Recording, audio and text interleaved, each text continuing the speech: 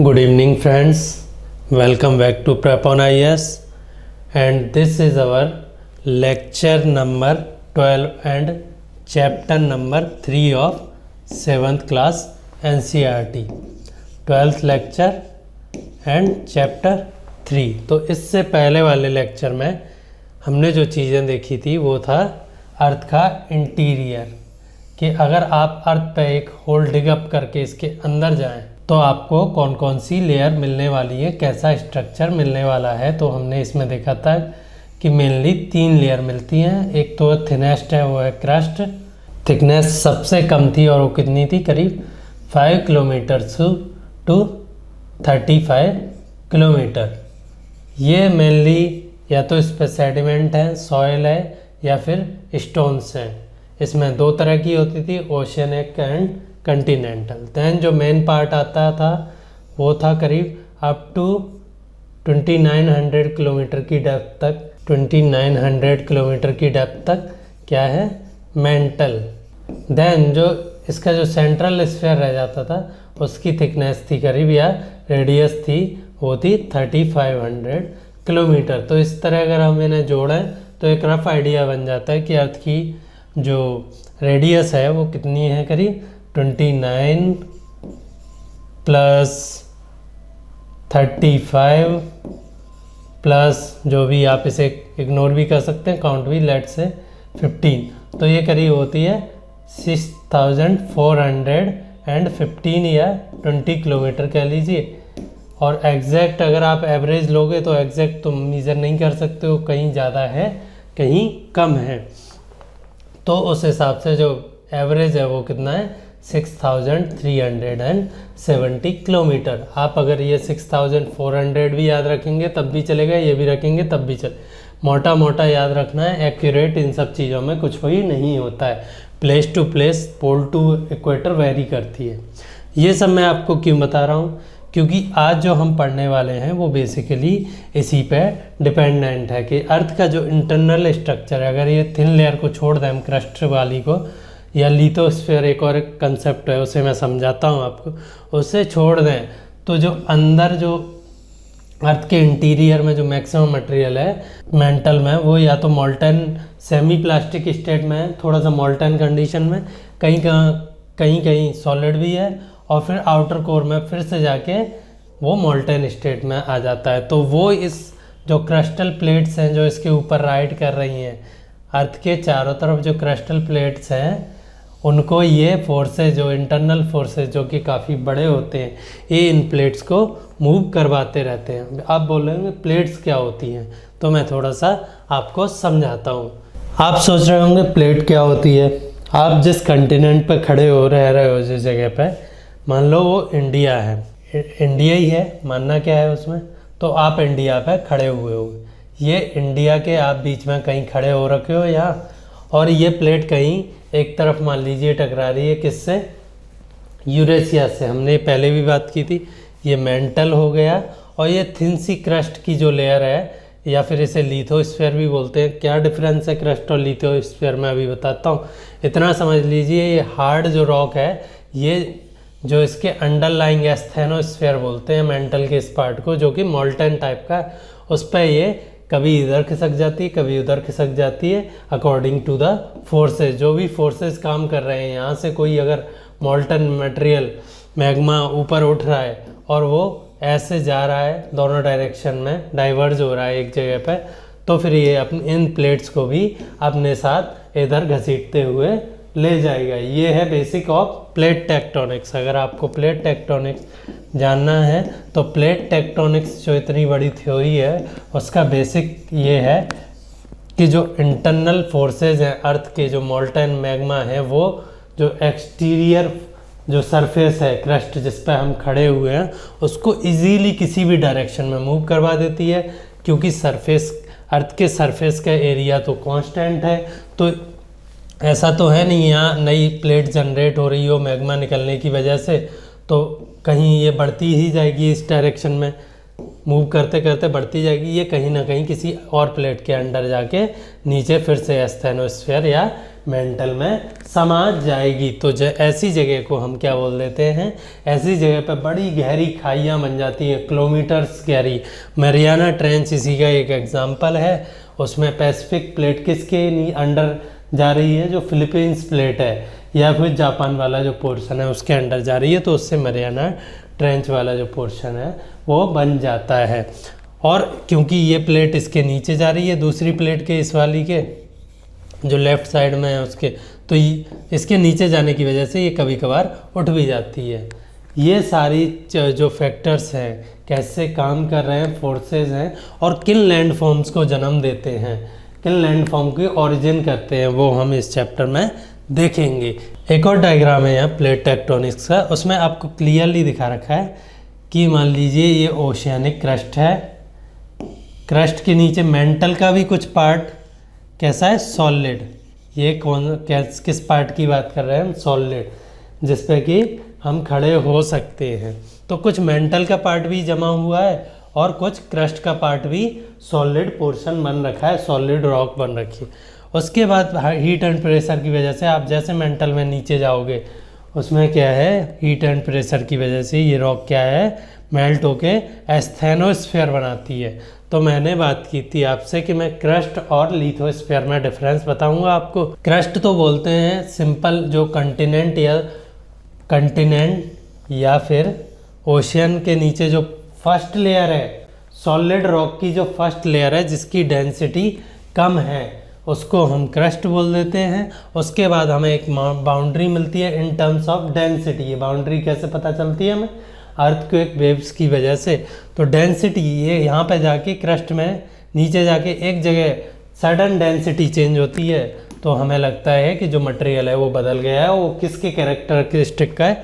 जैसा मटेरियल हमें मेंटल में मिलता है वैसा ही ये वाला भी मटेरियल है। तो इसका मतलब जो लिथोस्फीयर का कुछ पार्ट तो क्या है, क्रिस्टल है, कुछ पार्ट तो लिथोस्फीयर का क्रिस्टल वाला है, और कुछ पार्ट जो है मेंटल का जो अपर पोर्शन है उसको मेंटल का वो पार्ट है। तो लिथोस्फीयर में तो क्रस्ट और मेंटल दोनों आ जाएंगी। लिथोस्फीयर तो यहाँ से जहाँ से आप खड़े हैं वहाँ से लेके जहाँ तक सॉलिड रॉक मिल रही है हमें, लिथोस्फीयर जो हम डिफाइन करते हैं वो हम करते हैं सॉलिडनेस पे, कि मतलब मोल्टन तो नहीं हुई है। और जो हम मेंटल और क्रस्ट जो डिफाइन करते हैं, इनकी बाउंड्री मेंटल और क्रस्ट, आप बोलोगे हमें कैसे पता चलेगा कि ये क्रस्ट वाला पार्ट है, ये मेंटल वाला पार्ट। वो ऐसे जब सीस्मिक वेव जाती हैं तो क्लियरली उनकी यहाँ स्पीड चेंज हो जाती है एक बड़े मार्जिन से। इसका मतलब यहाँ रॉक की डेंसिटी चेंज हो गई है, वहाँ रॉक किसकी मिलने लगी, मेंटल की रॉक मिलने लगी। तो ये लिथोस्फीयर हो गया।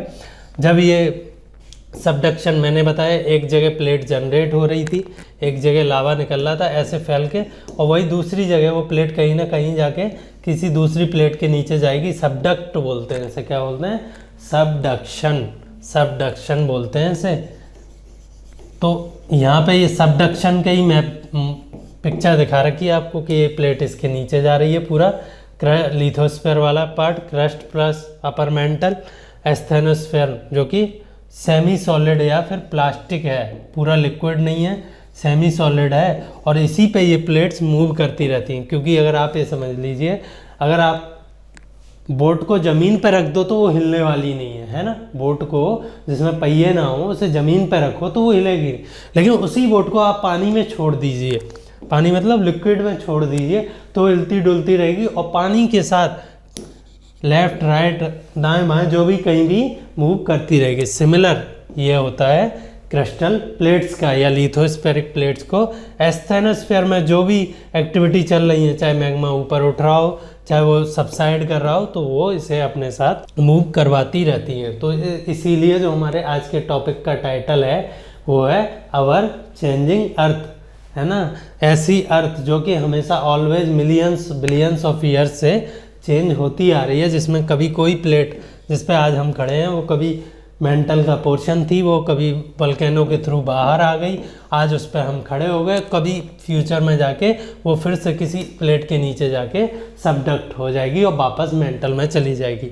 यह साइकिल चलती रहती है। ये प्लेट के मूवमेंट को हम क्या बोल देते हैं, ओवरऑल प्लेट टेक्टोनिक्स। इतना बता दिया। आप सोच रहे होंगे प्लेट क्या है ना? चलो देखते हैं प्लेट्स क्या होती हैं। बेसिकली इंडिया वाले या अफ्रीका वाले पोर्शन पे आ जाते हैं। हमने देखा था कि ग्रेट अफ्रीकन रिफ्ट वैली जो है वो ऐसे अफ्रीका को क्या है डिवाइड कर रही थी। यहाँ से मैग्मा ऊपर आ रहा है और फोर्सेस इसे ऐसे दूर लेके जा रही हैं। तो ये कंटिनेंट वाला पोर्शन तो ऑलरेडी इस रिफ्टिंग एक्टिविटी की वजह से अलग हो गया है और ये वाला अभी चल रहा है। यहाँ रिफ्ट वैली हो सकता है कुछ सालों में अलग हो जाए ये वाला पोर्शन पूरा अफ्रीका से और यहाँ से ओशन का पानी इधर एंटर कर जाए।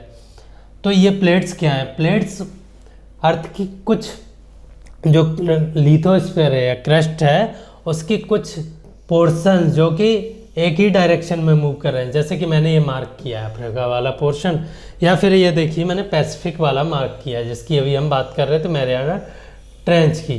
तो हम अगर इस जो पोर्शन है अर्थ पे ये जो एरिया है इसको देखते हैं तो ये किसी एक ही डायरेक्शन में मूव कर रही है। तो इसका मतलब ये बीच में से फ्रैक्चर्ड नहीं है, ऐसा नहीं है ये इधर मूव कर रहा हो इधर, ये जहाँ भी कर रही है ये इस डायरेक्शन में और ऐसे मूव कर रही है। आप सोच रहे होंगे एरो मैंने दो अलग डायरेक्शन में बना दिए, बेसिकली एक ही में कर रही है। तो उससे यहाँ भी फॉल्टिंग हो रही है ऑस्ट्रेलियन प्लेट से टकरा के ये माउंटेन रेंजेस, वल्केनिक आइलैंड और ट्रेंचेस वगैरह बनाती है। फिलिपाइन प्लेट है ये दिखा रखी है आपको, ये इससे टकरा के यहाँ मैरियाना ट्रेंच बनती है। इसका मतलब पैसिफिक प्लेट किसके अंडर जा रही है? फिलिपाइन प्लेट या एशियन प्लेट का जो ब्रॉडर मार्जिन है उसके अंडर जा रही है। और इस साइड में ऑस्ट्रेलियन प्लेट, इस साइड में जो north American and Asian plate. ये समझ लीजिए आप एक बॉल लीजिए, उसको एक कंटिन्यूस चीज़ से ना बनाने की बजाय आप उसको कुछ कुछ टुकड़े, आपने वो गेम खेला है जिसमें पिक्चर्स को छोटी छोटी पिक्चर्स को सेट करके फिर पूरी बड़ी पिक्चर दिखती है, मुझे गेम का नाम नहीं याद आ रहा है। तो वैसे कोई ऐसे है, कोई ऐसी बड़ी प्लेट है, कोई क्रस्ट के कुछ हिस्से, क्रस्ट क्या है कुछ पार्ट्स में डिवाइडेड है अराउंड द अर्थ। वो क्या है इस मेंटल की एक्टिविटी की वजह से, नीचे की एक्टिविटी की वजह से कभी इधर मूव कर रहे हैं, कभी आपस में टकरा भी रहे हैं। तो ये माउंटेन रेंजेस या प्लेट्यूज बन जाते हैं जैसे तिब्बतन प्लेट्यू। और क्योंकि कभी ऐसे दूर मूव कर रहे हैं तो कभी ये अंदर भी नीचे भी, यहाँ अगर ये दूर जाएंगे तो फिर यहाँ जाके टकरा के नीचे अंदर जाएंगे ना, क्योंकि सरफेस एरिया तो नहीं बढ़ जाएगा ना। अर्थ की जो वॉल्यूम है, जो अर्थ का सरफेस एरिया है 4πr स्क्वायर स्फीयर का सरफेस एरिया, ये तो नहीं बढ़ने वाला है ना। तो कहीं तो क्या है क्रिएट हो रहा है।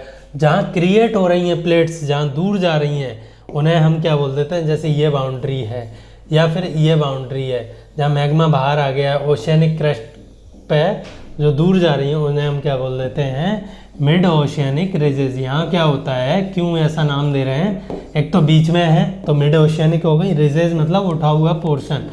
तो ये क्या है, यहाँ क्या है कंटिन्यूसली मैग्मा निकल रहा है, फैल रहा है और इन प्लेट्स को दूर धकेल रहा है अपने से। और ये जो ओशियंस है ये बड़े होते जा रहे हैं। अटलांटिक ओशन बड़ा हो रहा है, पैसिफिक ओशन छोटा हो रहा है। चारों तरफ से पैसिफिक प्लेट किसी न किसी प्लेट के नीचे धंस रही है। Similarly this is mid oceanic ridges.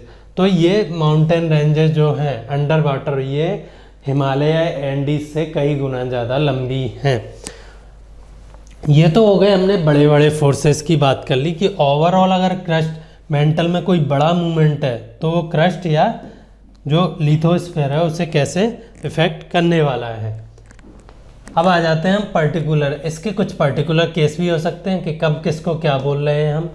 For example मान लीजिए कि किसी मेंटल की एक्टिविटी की वजह से पूरा ये क्रस्ट दूर नहीं हुआ, सिर्फ एक वल्केनो इरप्ट हो गया, तो इसे हम क्या बोल देते हैं? वल्केनिज्म। मान लीजिए यहाँ पे मेंटल की एक्टिविटी से ये प्लेट्स दूर होने वाली थी, लेकिन उससे पहले इतना फोर्स नहीं था कि वो दूर हों।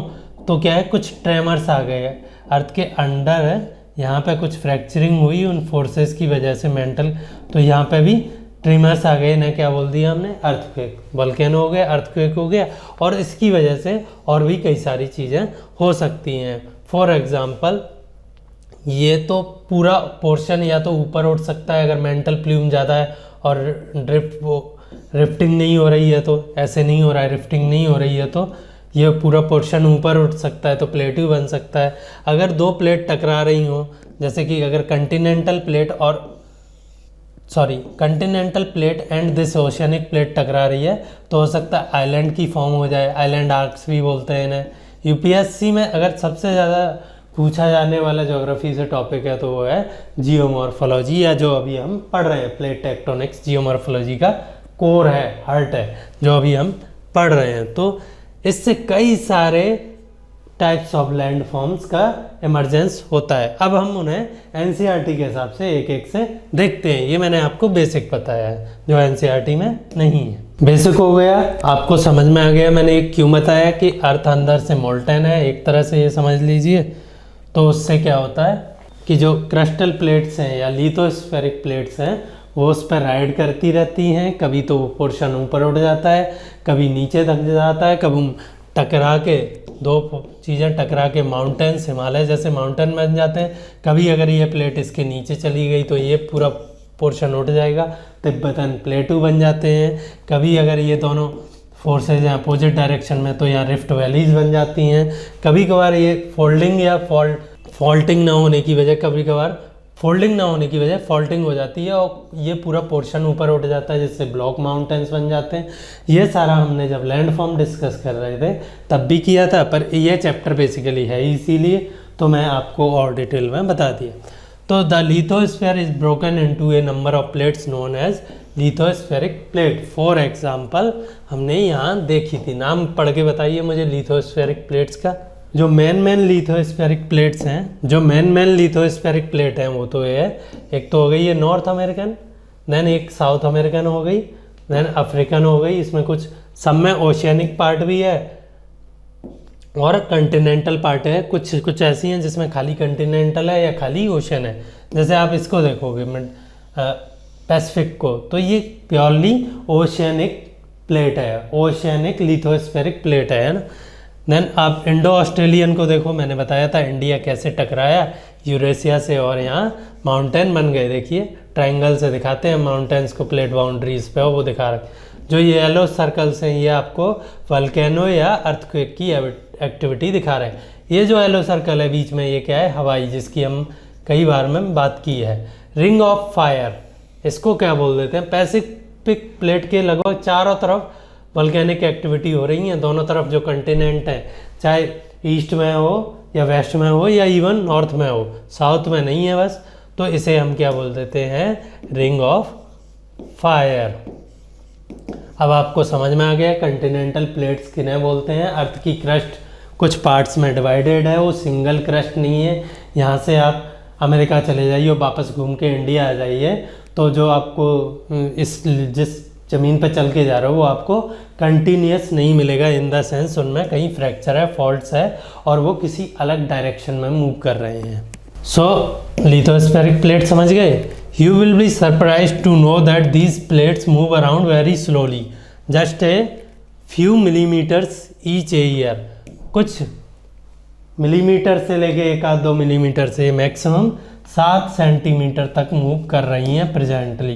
पास्ट में मूवमेंट का एवरेज हमें बहुत ज़्यादा एक्यूरेसी से नहीं पता है कि पास्ट में किस स्पीड से मूव कर रही थी, पर ऑन एन एवरेज करीब आप मान लीजिए 1 mm टू 5 सेंटीमीटर ये ईयर, 1 mm टू 5 cm, दोनों की यूनिट अलग है।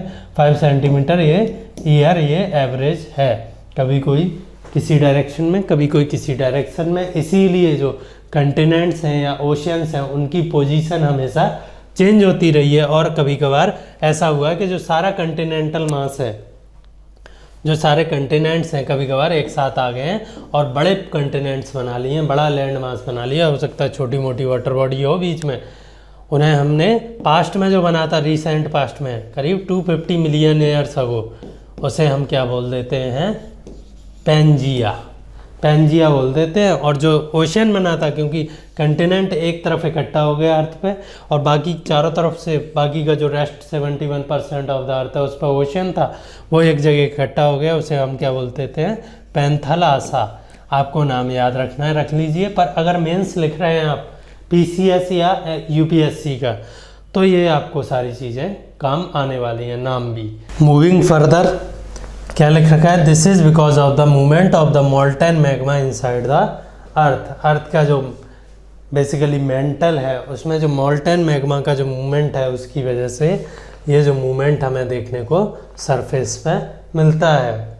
अब आप ये सोच रहे होंगे कि अर्थ तो स्पेस में घूम रही है, अगर हम मेजर भी करें एक कंटिनेंट पे खड़े होके दूसरे को, तो हमें इसके रिलेटिव में इसकी पता चलेगी, इसके रिलेटिव में इसकी, लेकिन इनकी एब्सोल्यूट मूवमेंट कैसे पता चलेगा, तो वो हमें पता चलता है। आप जो स्टार्स नाइट स्काई में देख रहे हैं, आप सेम टाइम में देखिए, ईयर के सेम टाइम पे देखिए। अगर मान लो आप 21 मार्च को देख रहे हैं तो हर साल 21 मार्च को देखिए कि वो स्टार की जो एंगुलर पोजीशन है आपसे जहाँ से दिख रहा है क्या वो चेंज हुई है, उससे हमें थोड़ा सा आइडिया, थोड़ा क्या बेसिकली उसी से हम इनका एग्जैक्ट मूवमेंट मेजर करते हैं, और कोई इतना एक्यूरेट मेथड है नहीं। अदरवाइज़ तो हम रिलेटिव ही कर पाएंगे, उसमें भी प्रॉब्लम्स हैं। तो ये एक और एक्स्ट्रा चीज़ हो गई। The molten magma inside the earth move in a circular manner as shown in the activity. मैंने आपको डायग्राम तो दिखाया ही, जो डायग्राम दिखाया था उसमें आप 2-3 चीज़ें याद रखिएगा कि जो मेंटल की जो प्लूम्स या जो लावा की जो नदियाँ या मैग्मा की जो नदियाँ ऊपर उठ रही थी उन्हें क्या बोल देते हैं हम, प्लूम्स। और ये कंसेप्ट किसने दिया था, Arthur Wilson, sorry Arthur Holmes. Arthur Holmes एक ब्रिटिश जियोलॉजिस्ट थे, उन्होंने ये कंसेप्ट दिया था कि शायद इस ऐसे मेंटल के इनसाइड ऐसे एक्टिविटी होती है, उस वजह से ये प्लेट्स मूव करती हैं। यहाँ आपको एक एक्टिविटी दी है, बहुत अच्छी है, उसमें ये दिखा रखा है कि आप पानी भरिए एक बीकर में या जो भी कंटेनर है उसमें, उसके नीचे आग जलाइए, उसमें कुछ ऐसी चीज़ें पत्ते डाल दीजिए जो फ्लोटिंग भी हो, डूब भी सकते हो। वो पत्ते आप देखोगे कि जैसे जैसे गर्म पानी बॉटम से नीचे उठ रहा है उसके साथ ऊपर उठेंगे और फिर ऐसे साइड में जाके और फिर नीचे चले जाएंगे ठंडे होके और फिर ऊपर उठेंगे। सेम जो कॉन्सेप्ट है वो होता है मेंटल में। ये किसी ने एग्जैक्टली देखा नहीं है, ये सारी की सारी हाइपोथेसिस हैं, थ्योरीज हैं जो कि अभी एग्जैक्टली प्रूव नहीं हुई हैं, उन्हें क्या बोल देते हैं हम, हाइपोथेसिस है। तो ये हो गया इनके मूवमेंट का जो मैकेनिज्म है। आर्थर होम्स याद रखिए, और जो विल्सन मैं बता रहा था, आर्थर विल्सन जो गलती से बोल रहा था, वो विल्सन थे एक साइंटिस्ट, पूरा नाम नहीं याद आ रहा है, कहाँ के, कनाडा के। उन्होंने क्या बताया था कि जो कंटिनेंट्स हैं या फिर जो लिथोस्फेरिक प्लेट है अर्थ पे, वो जब से अर्थ सॉलिडिफाई हुई है outer layer 4 billion years ago से ऐसे मूव करती आ रही हैं, कोई कभी कहीं कोई कभी कहीं, और ऐसे जो पेंजिया बना है, जो सुपर कंटिनेंट पेंजिया बना था, ऐसे कई बार हो चुका है। हमें जो लेटेस्ट है वो तो 250 मिलियन ईयर्स अगो है, उससे पहले 4000 मिलियन ईयर्स ऑफ हिस्ट्री जो अर्थ की है उसमें ऐसे कई बार हो चुके हैं और फ्यूचर में भी ये बनने वाले हैं। तो इनकी साइकिल की कंटिनेंट सुपर कंटिनेंट बने, फिर वो फ्रेगमेंट हो जाए, छोटे छोटे बन जाए, फिर वो सुपर कंटिनेंट बने, same for ocean, super ocean बन जाए, है ना, और फिर वो टूट जाए छोटे ओशियन में, फिर वो बन जाए। इसे हम क्या बोलते हैं, विल्सन साइकिल। प्लीज़ याद रखिए, यूपीएससी कभी सरप्राइजिंग चीज़ें ऐसे ही पूछ लेता है कि आपको पता है या नहीं है। इनका नाम था ट्यूजो विल्सन, ट्यूजो विल्सन, नाम याद आ गया, मैंने कहा बता देता हूँ आपको। ये हो गया, आगे बढ़ते हैं। The movement of these plates causes changes on the surface of the earth. ये भी हमने बात कर ली, कहीं माउंटेन्स, कहीं प्लेट्यू, कहीं वैलीज, कहीं रिफ्ट्स, कहीं ट्रेंचेस और कहीं आइलैंड्स इनकी वजह से फॉर्म होते हैं। इन दो जो इंटरनल फोर्सेज हैं उन्हें हमने पहले भी बात की है। इंटरनल फोर्सेस को हम क्या बोल देते हैं, एंडोजेनिक फोर्सेस। सारी बातें एक बार हो चुकी हैं 6th क्लास की एनसीईआरटी में, पर बहुत छोटे लेवल पर और किसी और कंटेक्स्ट में। और जो एक्सटर्नल फोर्सेज हैं उन्हें हम क्या बोल देते हैं, exogenic forces. Endogenic internal forces, exogenic for example water, air and gravity, जो अर्थ की सरफेस पर वर्क कर रहे हैं। हम अर्थ के मूवमेंट को कुछ हिसाब से डिवाइड कर देते हैं। एंडोजेनिक फोर्सेज का जो मूवमेंट है, जो इंटरनल की वजह से, बेसिकली होता सब ये एक ही चीज़ की वजह से, किसकी वजह से, जो मेंटल है उसमें जो भी डिस्टर्बिंग एक्टिविटी हो रही है, जो उसमें जो भी प्लूम्स आ रही हैं, जो भी कन्वेक्शन सेल्स बन रही हैं, इनको हम मेंटल प्लूम्स को ऊपर उठना, राइज देन सबडक्शन, इन्हें क्या बोल देते हैं, कन्वेक्शन सेल्स। कन्वेक्शन आपने पढ़ा होगा किस चीज़ का मेथड है, हीट ट्रांसफ़र का मेथड है, तो उसी के सेल्स बन जाते हैं। यहाँ हीट ज़्यादा ही गर्म होकर ऊपर आती है और फिर ये सबसाइड कर जाती हैं। तो कन्वेक्शन सेल्स की ही वजह से होती हैं सारी चीज़ें, चाहे ये वाले हों चाहे ये वाले हों। तो इसे दो में डिवाइड कर देते हैं हम, एक तो है सडन फोर्सेज एंड दूसरा है इस डायस्ट्रॉपिक फोर्सेज। इन्हें कैटास्ट्रॉफिक भी बोल देते हैं, आपको नाम से समझ में आ रहा होगा और याद करने में भी आसान रहेगा। डायस्ट्रॉपिक आपको याद करने में भी आसान रहेगा। कैटास्ट्रॉफिक मतलब आप जानते हो सडन हो जाए कोई चीज़ एंड बुरी हो जाए, एंड डायस्ट्रॉफिक मतलब स्लो। सो अगर प्लेट्स मूव कर रही हैं, प्लेट्स चाहे वो अवे मूव कर रही हों चाहे वो पास में मूव कर रही हों, मेंटल की वजह से अगर वो कुछ सडन चीज़ को राइज देती हैं, जैसे कि अर्थक्वेक। अर्थक्वेक हमेशा सडन ही रहेगा, लेकिन वो किसकी वजह से हो सकता है, मेंटल का जो भी फोर्स है उसकी वजह से क्या हो सकता है कि यहाँ कुछ फ्रैक्चर हुआ है इस पार्ट में, इस फोर्स की वजह से, और वो ट्रेमर्स सारे वर्ल्ड अराउंड ट्रेवल किए, जिससे हमें अर्थ के जो इंटरनल स्ट्रक्चर है उसका भी पता चला और भूकंप भी आया, जैसे बोलते हैं ना अर्थ को एक जो बेसिकली भूकंप को ही बोलते हैं, तो वो भी आया। देन वल्केनो, कहीं से या तो ये जो प्लेट बाउंड्री है वहाँ वल्केनिज्म हो सकता है जैसे मिड ओशियनिक रीजन में, या बीच प्लेट में एक सिंगल वल्केनो निकल के एक माउंटेन बना रहा है, वो ओशियन में भी हो सकता है और वो कंटिनेंट पे भी हो सकता है। जैसे जापान में कई सारे माउंटेन जो हैं वल्केनिक माउंटेन है, और जो हवाईयन आइलैंड जिसकी बात की थी हमने, वो ये बेसिकली एक ओशियनिक माउंटेन है जो कि अब वाटर से बाहर आ गया है, कई सारे वाटर के अंदर ही रह जाते हैं, इतनी हाइट अचीव नहीं कर पाते हैं। तो वल्केनो हो गए, अर्थक्वेक हो गए एंड लैंडस्लाइड, ये तो है sudden movement of earth because of the internal forces definitely. And एक है माउंटेन बिल्डिंग, इन्होंने और दो तीन चीज़ें होती हैं वो दे नहीं रखी, वो मैं लिख देता हूँ, आप लिखिए, इस चार्ट को कंप्लीट कीजिए। और क्या होता है इसमें, माउंटेन बिल्डिंग माउंटेन्स हो गया, इसमें प्लेट्यूज भी आ जाएगा, इसमें जो न्यू जो ओशन फ्लोर क्रिएट हो रहा है मिड ओशियनिक रीजेस पे वो भी आ जाएंगी,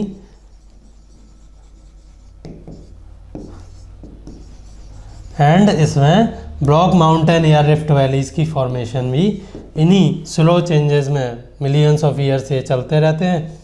प्लेट्यूज जैसे डेक्कन प्लेट्यूज है ना, मिलियंस ऑफ ईयर्स तक वल्केनिज्म होता रहा, डायस्ट्रॉपिक वाला, सडन वाला नहीं। मोर लिक्विफाइड वल्केनो था तो उससे ये बनते हैं rift valleys and block mountain. तो लॉन्ग टर्म जो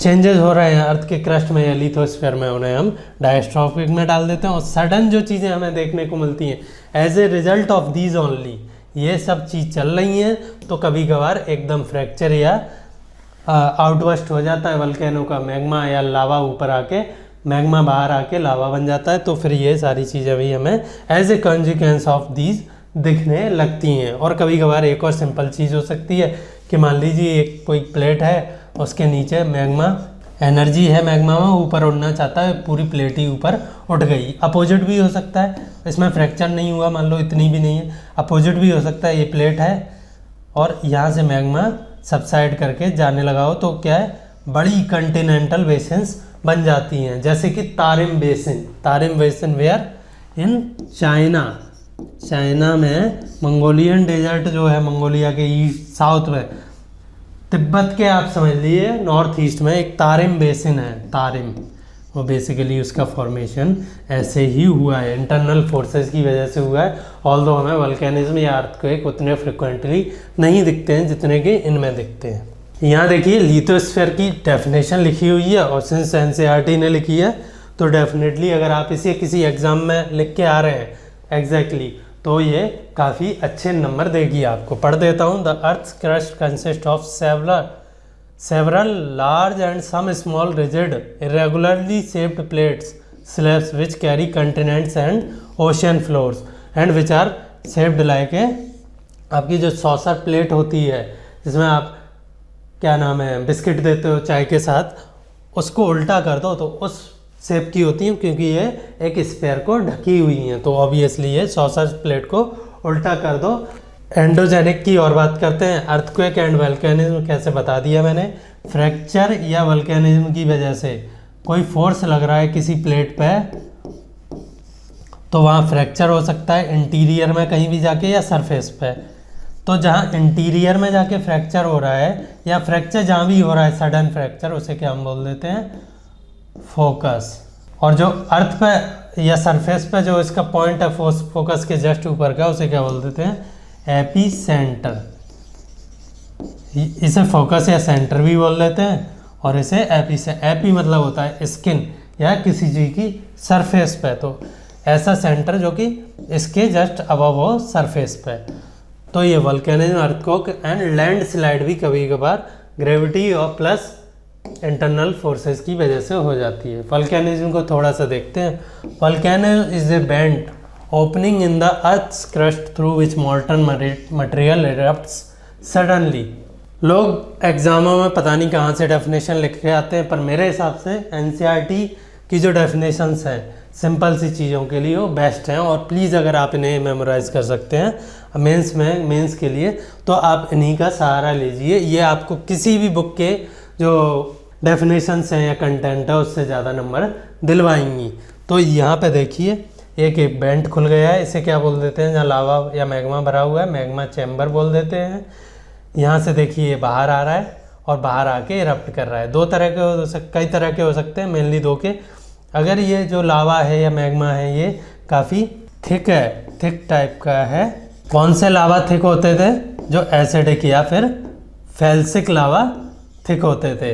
ग्रेनाइट वाले लावा थिक होते हैं और बेसाल्ट वाले मोर और लेस थिन होते हैं, तो वो ज़्यादा स्प्रेड करते हैं लंबाई में और ऊंचाई कम रहती है। और जो मेन एसिडिक लावा होते हैं वो थिक होते हैं, उनकी ऊंचाई ज़्यादा होती है और वो स्प्रेड कम होते हैं। तो ये मैग्मा चैम्बर डायग्राम भी याद रखें। देन लावा जब बाहर आ गया तब हम इसे क्या बोल देते हैं, लावा। जिस भी छेद से ये बाहर आ रहा है उसे वेंट बोल देते हैं। साइड से भी कहीं से भी आ सकता है। देखिए यहाँ पे क्रेटर क्या है, जो मेन छेद है जिससे बाहर आ रहा है और वो फिर बाद में धसक के ऐसा बन गया, उसे हम क्या बोल देते हैं, क्रेटर। देन इसमें कई सारी लेयर्स होती हैं। कभी कभार सिर्फ एस मतलब राख बाहर आ रही हो, या फिर एस हो गया, देन मोल्टन मटेरियल हो गया, देन कई सारी CO2 SO2 ये सारी बाहर आती रहती हैं और डस्ट भी आती है इनके साथ। और कभी कभार पार्शियली मोल्टेड रॉक फ्रेगमेंट्स भी आके ऐसे ब्लास्ट होते रहते हैं, उसे हम क्या बोल देते हैं, रॉक बॉम्ब्स या फिर वल्केनो बॉम्ब्स भी बोल देते हैं। तो ये हो गया वल्केनो। वर्ड ओरिजिन दे रखा है, एंडो मतलब इंटरनल, एक्सो मतलब आउटसाइड, तो जेनिक मतलब ओरिजिन, देन इससे आ जाते हैं endogenic and exogenic. Similarly when the lithospheric plates move the surface of the earth vibrate. आप कभी कोई ब्रिटल चीज़ को हाथ से तोड़ के देखिए तो हाथ झनझन आ जाएगा, है ना। या फिर कभी किसी पत्थर में हथौड़ा मार के देखिए, वो पत्थर बेसिकली पूरा जहाँ मार रहे हो वो तो समझ में आता है कि वहाँ फ्रैक्चर होना चाहिए था, पूरा अलॉन्ग इट्स लेंथ और विड्थ जो भी है उसके अलॉन्ग क्रैक हो जाता है। तो ये किस वजह से होता है, आपने कभी सोचा है? ये होता है, किस वजह से होता है, जो वेव्स, जो वाइब्रेटिंग वेव्स जो इस मटेरियल में ट्रेवल की हैं, एनर्जी वेव्स, वो इसको किसी एक लाइन, पर्टिकुलर लाइन या लेंथ की तरह तोड़ देती हैं। तो ये वेव्स, अगर ये पत्थर कंटिन्यूस है किलोमीटर्स ऑफ लेंथ में, अर्थ पे कंटिन्यूस है क्रस्ट, तो रिफ्ट वैलीज हैं, लेकिन ओवरऑल कनेक्टेड है, चाहे वहाँ रिफ्ट ही क्यों ना हो, चाहे वहाँ बाउंड्री क्यों ना हो। तो ये वेव्स क्या है, कुछ अर्थ के इंटरनल से और कुछ सरफेस या इसी क्रस्ट के थ्रू पूरा ट्रेवल करती हैं। इन वेव्स को हम क्या बोल देते हैं, इस इवेंट को तो हम क्या बोल देते हैं, अर्थक्वेक, और इन वेव्स को क्या बोल देते हैं, सीस्मिक वेव्स।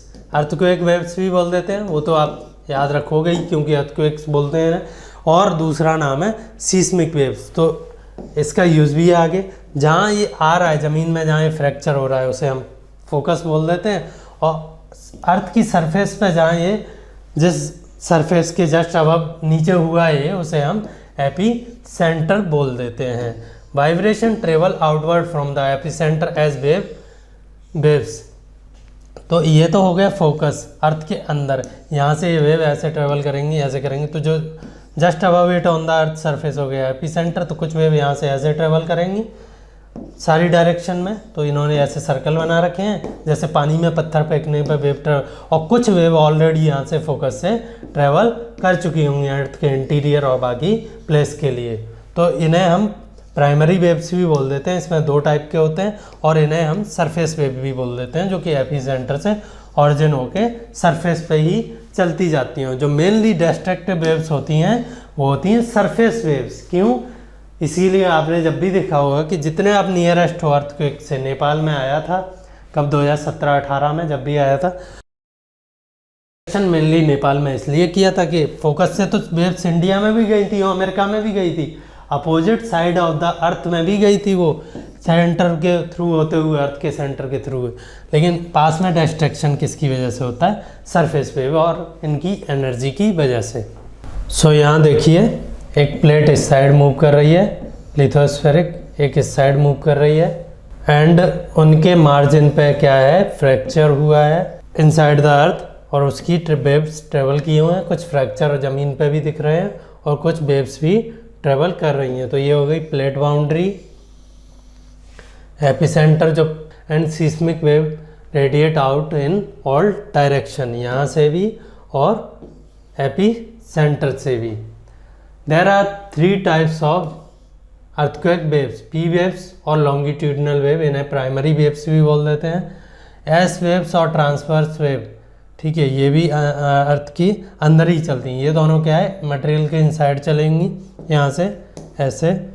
और जो फिर तीसरी है, जैसे वाटर पे सरफेस वेव होती है वाटर की, वो पानी पूरा नीचे स्टेबल रहता है, पत्थर मारिए, सिर्फ सरफेस पे कुछ वेव्स चलती रहेंगी, उन्हें एल वेव और सरफेस वेव भी बोलते हैं। एल मतलब लव वेव, ये जितना नाम प्यारा है उतने ही डेंजरस है, ये सबसे ज़्यादा डिस्ट्रक्टिव वेव्स होती हैं। और इसी में एक होती है रेले वेव। रेले वेव एक साइंटिस्ट थे, मैथमेटिशियन, उन्होंने नाम दिया था। Although earthquakes cannot be predicted, the impact can be certainly minimized if we are prepared beforehand। मैंने सुनामी की बात की थी 2004 के की एक लेक्चर में, उसमें मैंने बताया था वो बेसिकली किस वजह से आया था? अर्थक्वेक की वजह। तो आप सुनामीज़ के लिए प्रिपेयर हो जाओ जो कि अर्थक्वेक से आ रहे हैं। कैसे? जो कोस्टल एरिया हैं उनमें डाइक्स बना दीजिए, बाउंड्री बना दीजिए, जापान में जो बनी हुई हैं। फिर आपने सुना होगा कि Taj Mahal is a earthquake resistant. क्यों? उन्होंने क्या किया, जब इसकी फाउंडेशन खोदी ताजमहल की, तो इसमें क्या भर दिया? सैंड भर दी, और उस सैंड को कहीं से भी बाहर नहीं निकलने दिया। उस पर फाउंडेशन पिलर्स जो भी बनाए उसके बेसिस पे बनाए। आप सोच रहे होंगे ये कैसा? फाउंडेशन तो मजबूत होना चाहिए, सैंड तो और वीक कर देगी। नहीं, चारों तरफ से तो अर्थ ही है, रॉक्स ही हैं, बस गड्ढा खोद के सैंड भरी, उस पे बनाए। इससे क्या है, एक तो सैंड की एक बार आपने अच्छे से ठूस के भर दी उसे कॉम्पैक्ट करके, तो वो हिलती नहीं है, अपनी जगह पे रहती है अगर ये कन्फाइंड है एक स्पेस में। और दूसरा, जो अर्थक्वेक वेव्स हैं, चाहे वो एस हो, चाहे वो पी हो, चाहे वो एल या रेले वेव्स हो, उनमें से कोई भी वेव किसमें? सैंड में ट्रेवल नहीं करती है। तो इससे क्या है, जो भी फाउंडेशन है वो स्ट्रॉन्ग रहता है और वो स्ट्रक्चर सुरक्षित रहता है। तो अब भी मॉडर्न टेक्निक्स आ गई हैं इन्हीं को कुछ एडवांस करके, तो आप वो कीजिए घरों में। देन अगर अर्थक्वेक हो जा रहा है तो उसके बाद के जो हैजार्ड है, इनकेस आपकी बिल्डिंग गिर भी गई है तो फिर क्या करना है, वो भी एनसीईआरटी में नीचे दे रखा है। Some common earthquake prediction method adopted locally by people include studying animal behaviour, fish in the ponds get agitated, snakes comes to the surface. ये हो गया कि आप प्रिपरेशन कैसे कर रहे हैं। और प्रिपरेशन की बात करते हैं उससे पहले एक चीज़ बता देता हूँ कि जो जानवर हैं, स्पेशली जो वाटर में या बरो खोद के ज़मीन को रहते हैं, उनको जो पी वेव आती है, पी वेव की स्पीड ज़्यादा है, सबसे पहले अराइव होती है पी वेव, और वो सबसे कम डेंजरस होती है, वो थोड़ा सा हिलाती है और ज़्यादा कुछ नहीं है, कॉम्पैक्शन वाली वेव। तो उससे इन पक्षी जो भी एनिमल्स हैं उन्हें एहसास हो जाता है ज़मीन में रहने वालों को। और एस वेव जो या एल वेव जो थोड़ी बाद में आने वाली हैं जो कि डेंजरस हैं, ये पी वेव आते ही अपने अपने घरों को छोड़ देते हैं। ये एनिमल्स साइंटिफिक है, कुछ भी इसमें तंत्र नहीं है, ऑल्दो लोग इनका पता नहीं था पहले कि ऐसा क्यों होता है, पर लोगों को इतना पता है कि हाँ ये करते हैं। अभी साइंटिफिक स्टडीज से पता चलता है कि पी वेव्स पहले पहुंच जाती हैं जिसे ये एनिमल सेंस कर लेते हैं, और एस या एल वेव जो कि डिस्ट्रक्टिव है उनके आने से पहले ही ये अपना घर छोड़ देते हैं। तो पुराने ज़माने में तो ये होता था। अर्थक्वेक को प्रेडिक्शन नहीं कह सकते आप, एक अंदाज़ा उसका कि कुछ होने वाला है अभी डेंजरस। और अभी जो होता है वो है, जो मशीन यूज़ होती है वो है an earthquake is measured with A machine called seismograph. Machine का नाम सीस्मोग्राफ है, और जो ग्राफ इस पे प्लॉट होता है उसे हम क्या बोल देते हैं, सीस्मोग्राम। ठीक है, तो उस पर आपको ऐसी ऐसी लाइन आपने कभी देखी हो, जैसे दिल के दौरे पड़ रहे हो किसी को, ऐसे चलती रहती है अगर अर्थक्वेक की। और इस जापान ने सबसे पहले इन पे काम किया है, तो काफ़ी सारे साइंटिस्ट का नाम भी आता है। फॉर एग्जाम्पल यहाँ एक स्केल दी गई है, रिक्टर स्केल।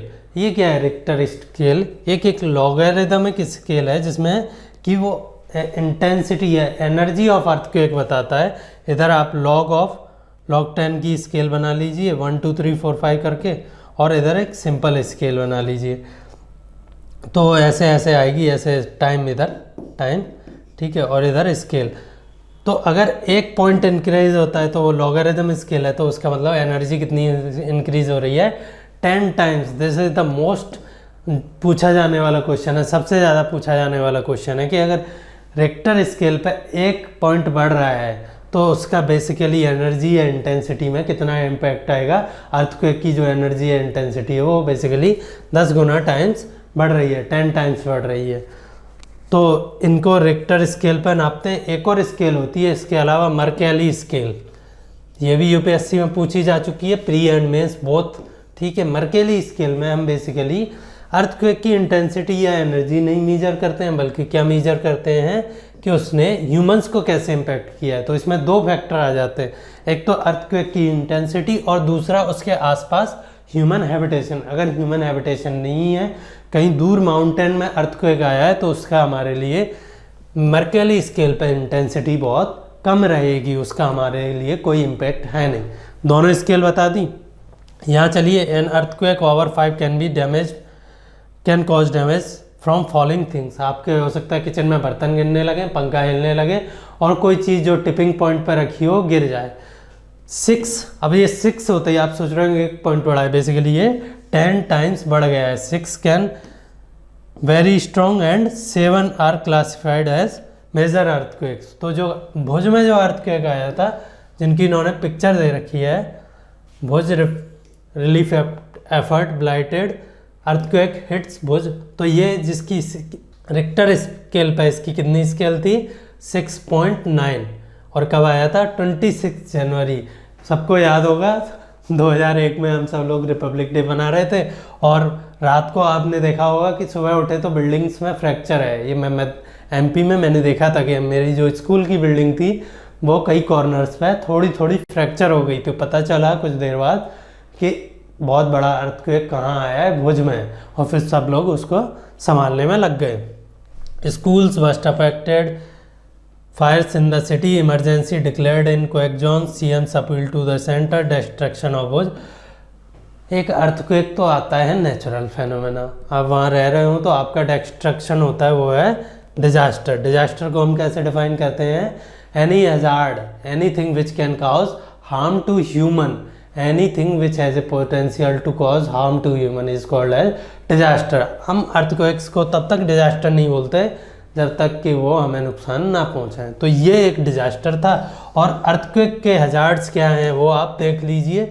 मेंस में 2 बार पूछा जा चुका है कि अर्थक्वेक के अपार्ट फ्रॉम जो ट्रिमरिंग है ऑफ अर्थ है, उसके अलावा देखिए जो यहाँ fire in the city, emergency declared, school worst affected, destruction of good, क्या क्या उसके आफ्टर इफेक्ट देखने को मिलते हैं। ये मेंस में 2 बार पूछा जा चुका है ये क्वेश्चन।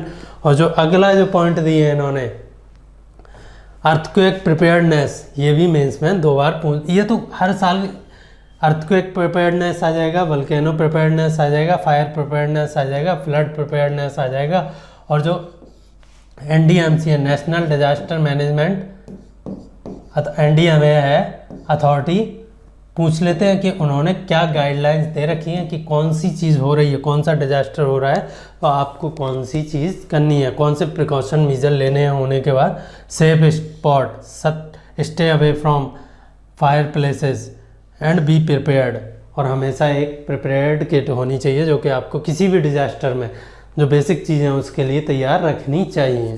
ये पूछ लिए जाते हैं, प्लीज़ इन्हें याद रख लीजिएगा, ये प्री और मेंस दोनों में पूछ लिए जाते हैं। So that's it for today's lecture. क्योंकि ये थोड़ा सा लंबा चैप्टर है और मुझे अच्छे से एक्सप्लेन भी करना था, और आपको कोई डाउट है तो पूछ लीजिएगा।